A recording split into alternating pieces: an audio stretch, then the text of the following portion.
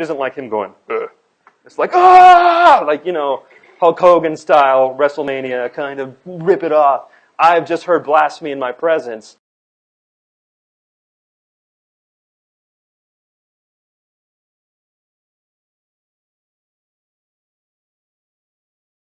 Okay, first gospel. I want to see Jesus say that he is God in the Gospel of Mark. Because if it's not in the first gospel, that means it was probably invented somewhere between the first and the fourth gospel. Because why in the world would a gospel author, called an evangelist, why would an evangelist leave out the fact that Jesus claimed to be God? Does that make sense? We'd want to see it in the earliest gospel. And this is how I'm coming at it as a Muslim. And I said, I got to see this. Where does Jesus claim to be God? And so I started studying Mark with as much vigor as I could, coming from a total layman perspective. I mean, I was still a pre-med student at the time. And what I came to realize was when you read Mark's gospel through the correct lens, and that lens being a person who understands Jewish thought from the first century, then you begin to see what Mark is saying about Jesus. We'll go into more depth in a little bit, but what I want to tell you is that Mark 14:62 is Jesus' response to the Sanhedrin, specifically to the high priest in the Gospel of Mark. And the high priest is the person who is presiding over Israel. And here he asks Jesus, he demands of Jesus that Jesus say who he is. And what do we know from Romans 13? Talked about it yesterday. That the Lord has put authorities on top of us on this earth, and we're to listen to them. And if there was anyone who could demand that Jesus say who he is as a Jew, it would be the high priest. And Jesus, at that moment, makes it abundantly clear who he is. He makes it so clear that in verse 64, what does the high priest do? Tears open his robes, which isn't like him going, ugh. It's like, ah! Like, Hulk Hogan style, WrestleMania, kind of rip it off.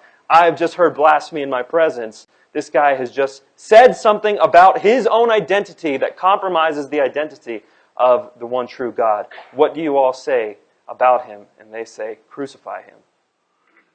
Right? So whatever Jesus says in 14:62 and 63 is extremely powerful. And then you got Mark 14, the mother of all Son of Man verses, where he says he's the Son of God, he's the Messiah, and you're going to see the Son of Man coming on the clouds of heaven, seated at God on the right hand of power. They charge him with blasphemy. I guess I could ask you, since it's not blasphemy to be a Messiah, not blasphemy to claim to be the Son of God, if Jesus was not claiming to be the Son of Man here, what grounds do they have for charging him with blasphemy? Number one, I think that you could talk about Son of Man without it being blasphemy. You could talk about Son of God, and it would be blasphemy. You could talk about claiming to be Messiah, and it would be blasphemy. I think you've been entirely too clean with saying this always means this always means this. No, these words mean a lot of different things in a lot of different contexts. I don't think the trial scene is at all historical. I don't think any of the disciples knew what went on at Jesus' trial. I don't even think Jesus probably had a trial. So I don't think any of this goes back to the historical Jesus, when these sayings.